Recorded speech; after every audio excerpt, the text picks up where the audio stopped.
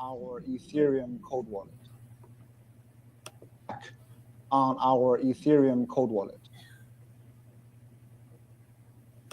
ByBit experienced a hack on our Ethereum cold wallet. Now, before we get into the story, welcome on into another episode of Crypto Dough. And before I get started, the only thing I ask for you guys to do is get me to 10,000 subs, smash that like button, subscribe to the channel, and share this video.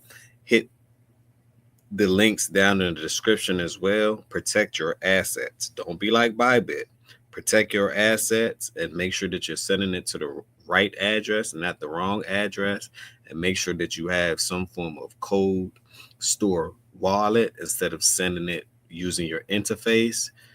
It's a lot of activities that can be done to undermine your progression and or your assets, right? But let's get into the story. ByBit is still processing withdrawals. I will give you the latest update. We've experienced massive withdrawals since the last 2 hours. So before, do you guys think that it's going to be a run on ByBit? I personally, when they say these type of things to make people feel comfortable, to let them know, hey, your assets is safe. Keep your assets on ByBit. Don't do a run.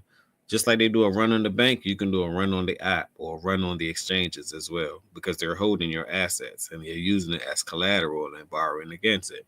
But if they don't have anything to borrow against, right? So that's why my advice, and not financial advice, but my advice is to always keep your assets on a cold storage wallet. Manage your own assets. Do not allow these exchanges to do it, because they can file for bankruptcy and keep all your assets. Now, ByBit is known to back you one to one, right? But it doesn't mean that you're fully back one to one, because can they clear all transactions to make sure everyone get their money? Absolutely not. They won't be able to, especially if it's millions and billions of dollars. No. So what's going on right now? I think a lot of people are running, right? They supposedly lost $1.5 billion worth of Ethereum. They send it from their hot wallet to their cold wallet, and it was obviously someone else's cold wallet. Then they're supposed to do some type of security check where they have something called SAFE. Right? SAFE is a protocol that allows you to have 3 parties to sign off before you send something. So you telling me all 3 parties didn't look at the underlying address to see that if it was a real address or not, or an address leading back to them? Or did someone, let's just say someone on the inside had insider information and actually alter the interface to make it look like they were sending it to their address, but in actuality, it was actually being sent to an alias address. We're going to read about this as well, but let's view what's going on. And I don't trust the person who's talking and they fold their arms. Anytime somebody is like this, right? Anytime someone is like this, arms folded like this, right? Be very careful. Be very careful when you see people like that. It means that you're hiding something. It means that you're tight. It means that you're nervous. It means that you can't be trusted. Body language never lie. People do. The hackers tricked the system by spoofing the safe interface. So see, you basically seen something on your screen that really wasn't there.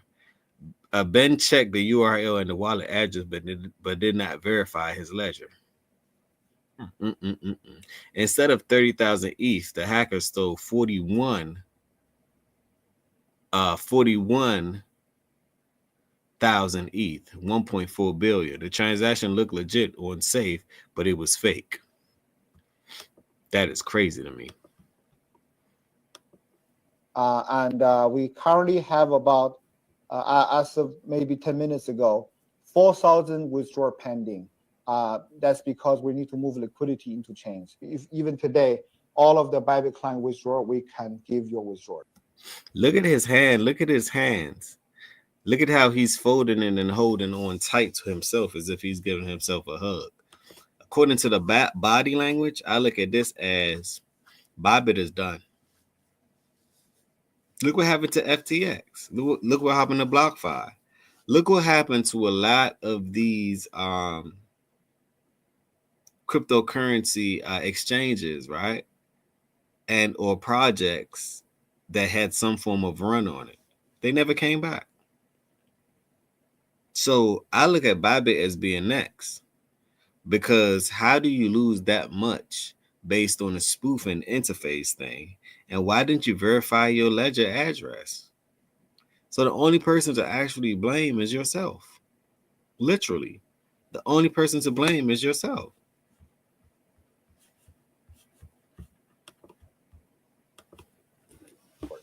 With regard to the act amount, which is around 400,000 ETH, even the ByBit treasury, we can cover that. So no matter what, we will make sure all of the clients' money are safe. So your money is safe. Our withdrawal is still open. And some of the... My thing is, how is your money safe and how can you actually cover that? I believe that that's a lie. You can't cover it, because if you could cover it, why did you have to borrow? It's simple. If you could have covered your loss, why did you have to borrow and use collateral? What happened to that $20 billion in some form of escrow? Or is that just what you owe, but that's not what you actually make? That makes sense. Now it's all starting to make sense. Withdrawals might take a bit of time as we are go through the regular checks, but we are aiming at processing all the withdrawals within a few hours. Okay, so I want to rest assured that. You would be a fool if you believe that it normally don't take hours for them to verify your transaction or anything along that nature, and or your withdrawal. So you telling me that people have to wait in order to withdraw their money? It means they're running on the money. They're running. It's a exchange run. ByBit is like ByBit. Think about it. Really think about it. Someone's asking who will cover the loss. We will try our best to chase the fund, and we also rely on your help or our partners' help. And then we will, of course, seek legal and also police support to recover this fund. But again, worst come to worst, our client... How can you recover these funds? These funds are already going to a torrent like a tornado cash. They're already sending it to different wallets. They may not be able to put it on a central exchange, right? But they can definitely use it on a DeFi. And if they use it on DeFi, then what are you going to be able to do to track these people? Now they might can't cash it out in actual cash, but they're able to buy other cryptocurrency, and then they're just going to be able to buy things with crypto, which the world is moving towards that anyway. So the only thing they have to do is play the whole game. Literally. That's all I'm saying. I think ByBit, you made a crucial mistake. And as far as integrity, right? Your platform, as far as what the people would think, it can't be trusted. And then look at how you're folding your arms, because you're lying. It's just that simple. Look at the body language. Fund is not going to suffer. We will cover it. Again, I'm gonna run this one back and just pay attention to the. Someone's asking who. I want to mute this, right? Someone's asking. I want to mute this and show y'all the difference between. First, we're gonna play it. What he said, and I'm gonna mute it and then show. Don't listen to what people say. Watch their body language. Right. We will try our best to chase the fund, and we also rely on your help or our partners' help, and then we will, of course, seek legal and also police support to recover this fund. But again, worst come to worst, our client's fund is not going to suffer. We will cover it with our company treasuries. How? Okay. Yeah. So I think. Yeah. Someone's asking who. Now, listen to the question. Someone is asking who's going to cover it in XYZ, right? Now let's pay attention to not what he said. We're going to play this video, right? Look at his body language. Look at him keep on rubbing his, he's trying to be comfortable. He crossing his arm, first of all. That's a red flag. You're holding something, it means you're hiding something. Then you keep rubbing your arms up and down, trying to be comfortable, create comfort. You're under extreme stress. Look at his eyes look off the screen, right? Look at his eyes look at that moment. Look at his eyes look off the screen at that moment. Look, he don't know what to think, what to say. He don't even believe the things that's coming out of his mouth. I doubt it. I highly doubt it. Yeah. So I think, so, even if we are experiencing a bank run, which you are experiencing a bank run. That's why you're making it hard for people to get their money off, because it's taking hours in order for them to get their money off, because they don't feel safe on your platform anymore. Already witnessed in the previous 2 hours, it's not an issue. We have enough tokens to give to the clients for withdrawals. It's a big. So even if we are experiencing a bank, it is a big issue. Now let's actually read, right? Let's stop sharing that, and we're going to actually read. Let's read what CNBC has to say.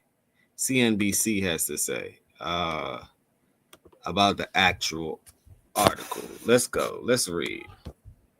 That's Ben right there. Right? That is Ben right there. We're going to read, right? Let's read the article together.